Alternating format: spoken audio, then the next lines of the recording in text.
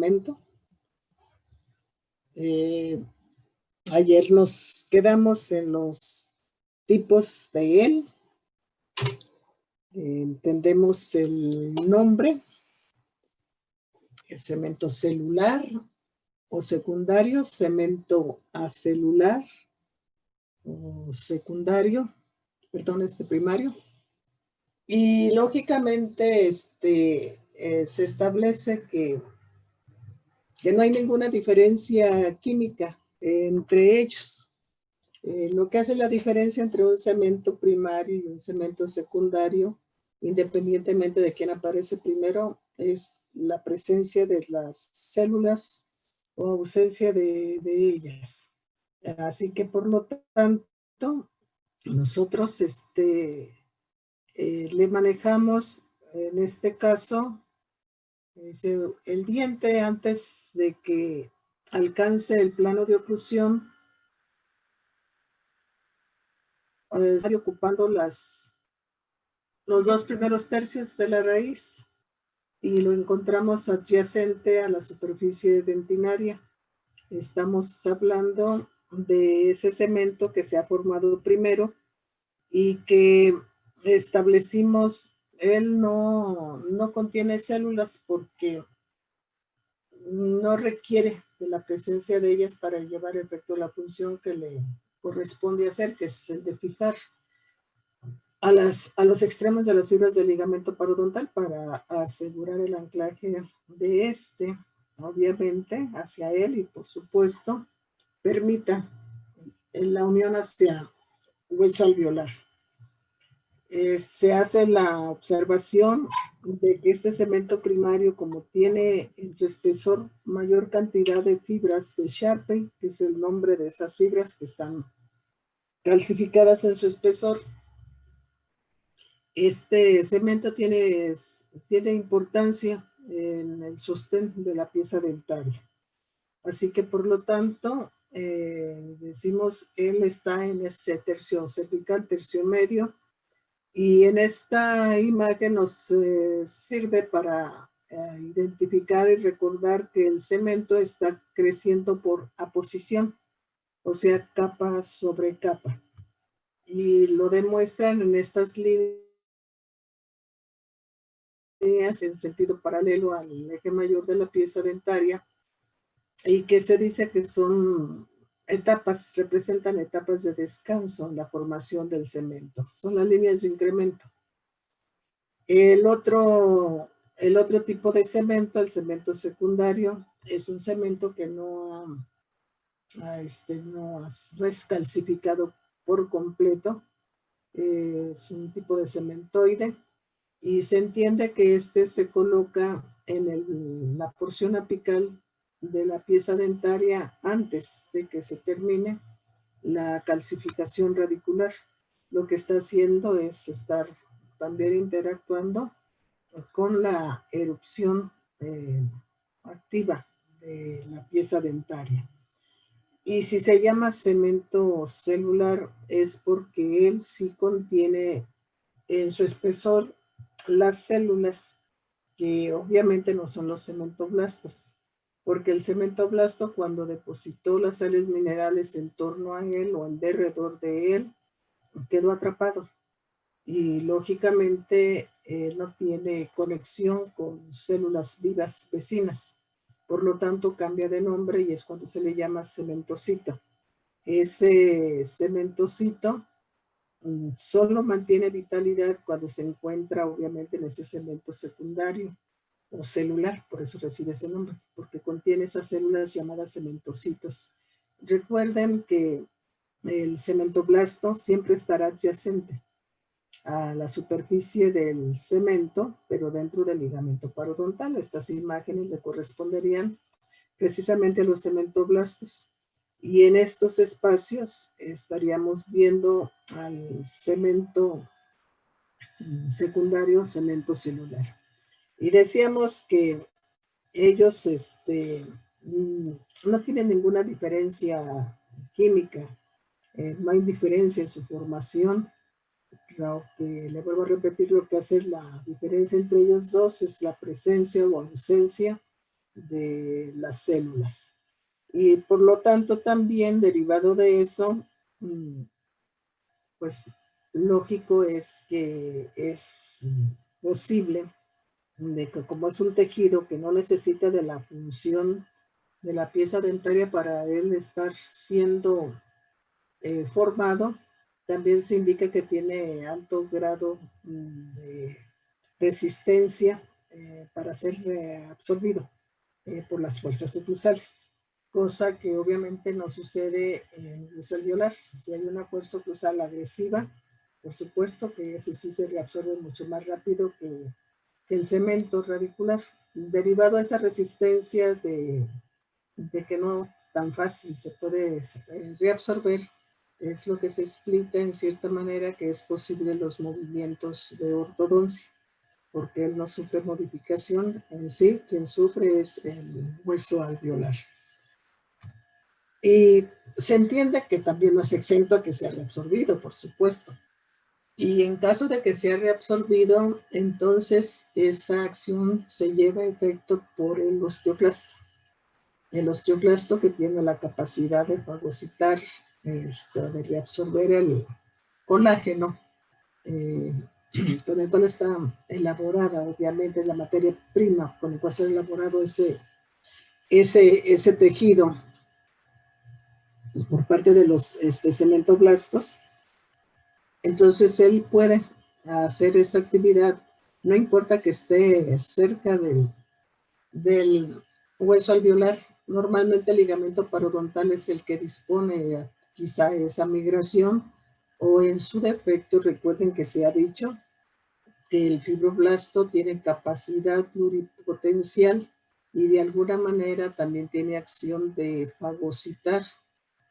Según la bibliografía, también como que pudiera tomar la forma de un osteoclasto, transformarse en él. Eso dice la bibliografía. Y por supuesto, llevar a efecto ese proceso de reabsorción en la raíz y que obviamente, por supuesto, afectará también a la dentina radicular. Así que por lo tanto, simplemente identifiquemos las funciones del ligamento parodontal. Doctora, la cuestión para nosotros verificar cemento radicular, lógicamente, porque es el tejido que aporta la pieza dentaria para que se mantenga en unión a hueso alveolar. Nuestra preocupación es la pieza dentaria. A estudiar esta unidad de aprendizaje, entendemos que lo que buscamos es conservar sano el separodonto para que la pieza dentaria, lógicamente, esté en armonía por consecuencia. Así que, por lo tanto, en conjunto, la idea es siempre pensar en la pieza dentaria y obviamente siempre la posibilidad de conservarla, aunque tengamos problema parodontal, siempre y cuando, por supuesto, también me lo permita la cantidad de hueso remanente. A lo que quiero llegar es que independientemente de que nos acordemos si hay cemento primario, cemento secundario, debemos de entender él en sí que si nuestra preocupación es la pieza dentaria, pues por consecuencia el cemento va a la par junto con ella. Y lo que hace entonces este cemento, ya se los dijo él desde un principio, nosotros estamos yo cemento me encuentro recubriendo la raíz anatómica de la pieza dentaria y mi función es servir de anclaje a las fibras del ligamento parodontal, obviamente. Y así el diente se puede tener relación de anclaje con el hueso alveolar. Cuando nosotros vimos la erupción continua de la pieza dentaria, recuerden que ahí se mencionó que con el tiempo nosotros tenemos desgaste de nuestros bordes incisales, de las cúspides de las piezas multirradiculares, y que lógicamente ese desgaste es normal porque es un proceso fisiológico. Ese desgaste se llama trisión. Y al perder nosotros esa dimensión, esa sustancia dentaria en ese plano de oclusión, pudiéramos perder la dimensión vertical. Al perder la dimensión vertical, entonces hagan de cuenta como que si nos pudiéramos alcanzar a morder las mucosas de los carrillos, precisamente al disminuir el espacio entre esos tejidos blandos y lo que nos permite mantener en tensura la presencia de las piezas dentarias en su integridad coronal. Como el proceso es normal, es fisiológico, si perdemos nosotros esa sustancia dentaria tendríamos ese problema, pero para evitarlo, desde el punto de vista neurofisiológico, se registra esa pérdida de sustancia dentaria y entonces esto obliga a que el fibroblasto active la formación de más cemento en la porción apical para que obviamente se impulse a la pieza dentaria a la erupción y a la erupción activa, que va a cesar de nuevo hasta que haga contacto con su antagonista funcional. Esto hay que considerarlo siempre, doctores, doctoras, porque así nos daremos cuenta de la necesidad de rehabilitar espacios sedéntulos. Si nosotros perdemos una pieza, una pieza dentaria, y no colocamos una prótesis, entonces la pieza con la cual obviamente hacía contacto, si esa pieza no registra el contacto con aquella que ya no está, de todos modos va a seguir en erupción. O sea, porque su memoria busca un tope, alguien que le oponga ya resistencia, que siga erupcionando. Esto nos puede llevar en esa erupción continua del diente, nos lleva precisamente al desequilibrio oclusal, nos lleva a una pieza dentaria que sobresale del plano de oclusión correspondiente y cuando a veces, cuando obviamente se le ocurra a la persona ir a rehabilitar el espacio para colocarse una prótesis, a veces el póntico obviamente hace contacto, no a veces, sino que va a hacer contacto prematuro con ese diente que ha rebasado su plano de oclusión y por supuesto que no va a permitir el ajuste oclusal normal. Entenderíamos entonces que tiene que hacer desgastes que lo obvio y natural es un desgaste en la pieza falsa, en el póntico. Es ahí donde se debe de hacer el desgaste para poder ajustar la oclusión con el antagonista. No se recomiendan los desgastes selectivos en la pieza natural porque no hay necesidad de desgastar el esmalte si obviamente él está presente. No es bueno que se hiciera eso. En el último de los casos, doctor, doctora, mejor auxíliate con ortodoncia.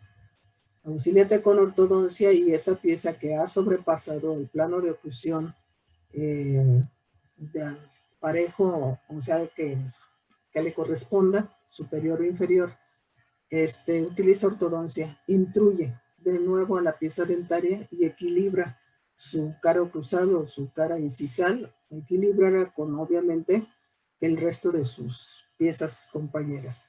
Pero no traten de colocar restauraciones donde, o sea, las prótesis, no traten de colocar si una pieza dentaria ha sobrepasado el plano de oclusión. No va a poder ajustarse. Y a veces cometemos el error de desgastar la pieza natural, que no es lo conveniente. Así que esa es la indicación para piezas dentarias que no tienen antagonista funcional. El cemento está registrando por parte del ligamento que la pieza no tiene contacto y la hará erupcionar, obviamente no identificando si hace bien o hace mal, simplemente hace lo que tiene que hacer. Derivado de ese mismo desgaste fisiológico, se encuentran los desgastes en las caras proximales de los dientes, que también se llama trisión. Y lógicamente esto hace que se me vaya cortando el diámetro de mis maxilares, obviamente con el paso del tiempo. Me estoy refiriendo a la migración mesial fisiológica. Eso es normal y lógicamente se lleva a efecto por ese desgaste que le hacemos a los dientes a través del tiempo, a través de obviamente sus esfuerzos masticatorios y que me llevan a, ahora sí que a la degeneración por obviamente edad, proceso fisiológico normal. Y esto es lo que se vio al ligamento parodontal cuando se les dijo el ligamento parodontal es más delgado por su cara mesial y más ancho por su cara distal, derivado de la migración mesial fisiológica. Eso es normal, es una compensación que siempre tenemos nosotros, a pesar de ese desgaste en las áreas interproximales, sus dientes puedan seguir haciendo contacto gracias a esa deposición continua que se tiene por parte del cemento. Todo traumatismo, o más bien los esfuerzos masticatorios, significan traumatismo en cierta manera. Traumatismo que es aliviado por la resiliencia propia de las fibras, tanto de la encía como obviamente del ligamento parodontal y la plasticidad que tiene el hueso alveolar, porque recuerden que él es moldeable. Todo en condición de normalidad permite la absorción de choque. Pero no significa que no pudiéramos nosotros tener una desgarradura sobre la superficie del cemento. Incluso puede haber fracturas y de acuerdo a esas situaciones se pueden reparar una disposición del ligamento parodontal a la actividad para el cementoblasto para que pueda obviamente obliterar o sellar, resanar esos desgarres que puedan suscitarse sobre la superficie de la raíz. Y dependiendo de si puede haber un fragmento desplazado sobre el propio ligamento, él puede hacer que se rellene ese fragmento y acorte, obviamente, se rellene el espacio vacío entre la fractura y lo que es la superficie del cemento.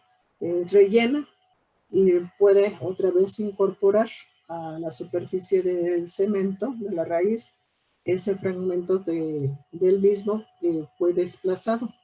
O en su defecto, si es factible, pudiera ser que lo tomara, lo incorporara a su espesor y puede transformar en cementículo ese pequeño fragmento de cemento si es posible, obviamente, pero es lo que puede suceder. Si tiene usted tratamientos de endodoncia por realizar o que se van a realizar tratamientos radiculares, también recuerde que hay que sellar el foramen apical. Esto es también gracias a ese ligamento parodontal y dispone la colocación de cementoblastos a nivel del foramen y lo sella. Vamos a suponer que tuvo o se tiene una luxación de pieza dentaria por un traumatismo, por un golpe. Normalmente puedo yo seccionar, no normalmente, sino que se pudiera ocasionar seccionar el paquete de vasos y nervios que entran al diente por el foramen apical. Si se secciona, pues lógicamente quedaré con una pieza no vital. Para evitar la penetración del líquido intersticial hacia ese conducto donde la pulpa ha muerto, entonces también se oblitera, se sella el conducto por la aposición de cementoblastos, o sea, no hay, es un cierre total que obviamente pues pudiéramos pensar que me evitaría situaciones más problemáticas a futuro. Y finalmente, Entendemos que él, junto con el hueso alveolar, siempre van a delimitar el grosor del espacio del ligamento parodontal. Entendemos de que si hay necesidad de nuevas fibras, pues lógicamente el que se va a deformar a la exigencia va a ser el hueso alveolar, perdón. Va a ser el hueso alveolar, no va a ser el cemento, pero él siempre mantendrá su idea de él conservarse, ahora sí que firme, y obviamente junto con el hueso alveolar se dispondrá de esa anchura de su cemento, perdón, de su ligamento parodontal. Cuando nosotros tenemos enfermedad parodontal, doctor, doctora, desgraciadamente la reabsorción del cemento nos lleva a que esta enfermedad avance más rápidamente. Recuerden que él es muy delgado. Sus capas de él no contienen muchas sales minerales. Recuerden que tienen la presencia de las fibras del ligamento parodontal, las llamadas fibras de Sharpe, y por lo tanto es muy susceptible ante la presencia de la enfermedad parodontal. En esta imagen, nosotros estamos viendo la superficie del cemento y estamos viendo la zona de reabsorción. Lógicamente, también nos están indicando la presencia de las fibrillas del ligamento parodontal. Recuerden ustedes que en estos tratamientos, que es el curetaje, significa un tallado o un alisado de la superficie radicular. El tallado significa que yo debo de eliminar todo el cemento necrosado, debo de quitar estas zonas de reabsorción. Y se les hizo la observación, no importa si en ese tratamiento retiro por completo el cemento por esa delgadez que él tiene en su estructura y puedo llegar a la dentina radicular. No importa que se lleve él o que se pierda, por decirlo así, porque sobre la dentina radicular lógicamente puede haber nueva posición de cementoblastos que me lleve a la formación del cemento y por ende la nueva reinserción de las fibras del ligamento parodontal. Por lo tanto, decíamos, el hecho de que se me afecte el cemento en enfermedad parodontal es rápida la reabsorción de dicho tejido y por consecuencia el avance de la enfermedad parodontal también es más seguro su avance. Y más si obviamente no tenemos identificación de lo que es alguna molestia. Recuerden que no hay molestias mientras la persona triture bien sus alimentos. Cuando no lo pueda hacer, se va a quejar de que un diente se mueve o que un diente le duele cuando muerde algo fibroso. Pero para eso, pues entendemos que la enfermedad parodontal ya está ubicada prácticamente como a nivel del tercio medio de la raíz, donde están las fibras oblicuas, que son las encargadas de resistir las fuerzas en sentido longitudinal y obviamente transformarlas. Si hay movilidad del diente es porque ya no tenemos fibras crestalveolares ni tenemos fibras horizontales, que son las que contrarrestan los movimientos de lateralidad. Recuerden que se les dijo en ese tiempo, si yo tengo pérdida de la cresta alveolar, tengo pérdida ósea, pero no registro movilidad, porque la función de las fibras de la cresta alveolar, que ya no están, la función es suplida por las fibras horizontales. Así que por lo tanto las personas no se quejan de movilidad dentaria. Pero si se destruye la inserción de las fibras horizontales, entonces es cuando la persona dice, siento el diente flojo, siento que se mueve. Eso quiere decir que entonces ante la movilidad ya no tengo el tercio cervical óseo, o sea, el tercio cervical de soporte, porque ya se me está afectando el tercio medio donde están las fibras oblicuas. Ya estamos obviamente en un paso más allá de la enfermedad parodontal. Entendemos también, doctores, que el cemento puede reabsorberse, decíamos en un principio.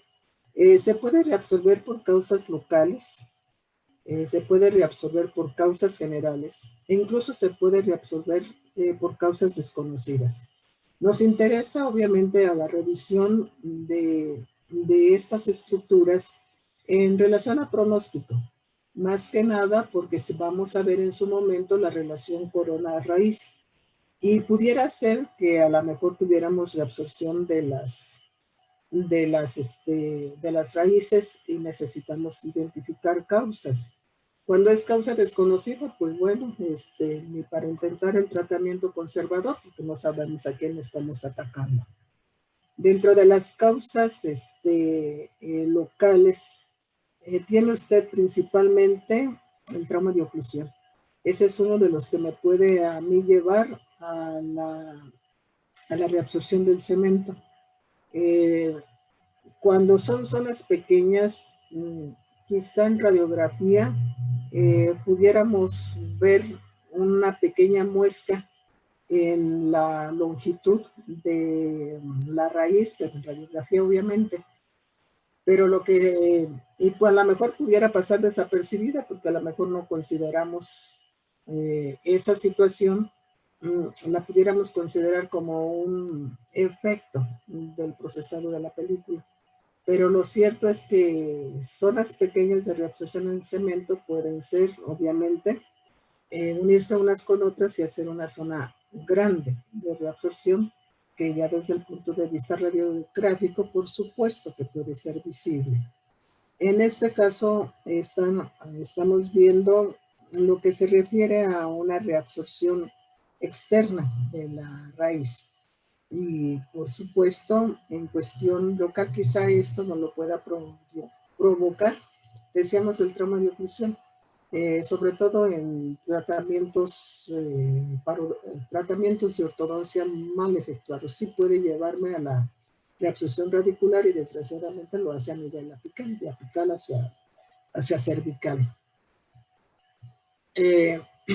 En causas generales, podemos hablar de deficiencia de vitamina A, deficiencia de vitamina D. Se habla también de la enfermedad de Paget, que ya son cuestiones sistémicas. Y lógicamente, decíamos, está la causa desconocida. En cuestión local, lo otro que te puede llevar a la reabsorción radicular es la presencia de quistes. Lógicamente, las malformaciones que no de momento a nivel licenciatura nosotros no manejamos dentro de las alteraciones del cemento radicular o bien sea de la raíz. Esto son situaciones que nosotros podemos encontrar y que decíamos van a tener que ser revisadas en ese tema de pronóstico cuando ustedes quieran conservar piezas dentarias con problemas de reabsorción radicular, porque sí va a tener que considerar esa relación corona-raíz. Veremos, obviamente, en su momento esa situación. El cemento, normalmente nosotros no lo visualizamos, decíamos, en radiografía. Cuando nosotros vemos al cemento manifiesto su anchura o su presencia porque aumentó su grosor, solo va a ser detectable cuando el cemento tenga un sobredesarrollo, que puede ser la hipercementosis, llamada también hiperplasia del cemento. En ese sentido, sí se puede ver, doctora, porque es un crecimiento generalizado del cemento, o sea, se generaliza el crecimiento de él a todo lo largo de la raíz, pero hace un crecimiento nodular en la porción apical.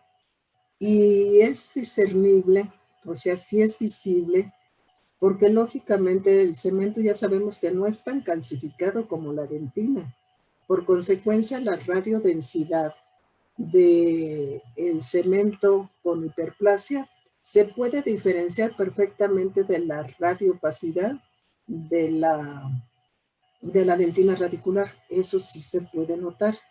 Y estos casos se presentan, cuando es una pieza, a veces cuando tenemos la erupción activa y no tengo antagonista funcional. O sea, no en la erupción activa, sino en la erupción continua de la pieza dentaria. Si no tengo antagonista funcional, ese diente sigue en erupción. Y una de las maneras como registra el ligamento parodontal para detener esa sobreerupción es precisamente ordenar la disposición de mayor cantidad de cemento a lo largo de la raíz, pero ese crecimiento nodular en la porción apical. Lógicamente, si engrueso esta porción, si tomo el diámetro de aquí, pues lógicamente mi diámetro será mucho mayor que el diámetro que pueda permitirme en tercio medio y mucho menos el tercio cervical que permita la salida de esa pieza dentaria. Esa es una de las formas en las cuales podemos nosotros encontrar la hiperplasia del cemento, cuando es de forma localizada. Si es de forma generalizada, en hiperplasia del cemento, puede ser de origen hereditario. Pero pues está medio complicado para, obviamente, seguir ese rastro. Y la otra es la enfermedad de Payet. Es sí es una osteogénesis imperfecta. O sea, los huesos no se calcifican adecuadamente y repercute en el alveolo. Así que si no tengo laminadura y tengo los dientes ahí, pues lógicamente, pues los dientes no tienen dónde se fijen. Hay una forma en cómo se reacciona precisamente por parte del ligamento. Vamos a mantenerte a ti pieza dentaria en tu lugar, pues solo haciendo mayor cantidad de cemento con ese crecimiento nodular que no te permita salirte de tu posición. Pero lógicamente es una situación, digamos, sistémica, que por consecuencia nosotros, pues prácticamente sería muy raro que lo tratáramos, porque normalmente es atención de especialista, médico especialista, en la presencia de un médico, de un dentista con especialidad, bien sea en cirugía, bien sea obviamente pues también en periodo óseo, que sí lo contempla.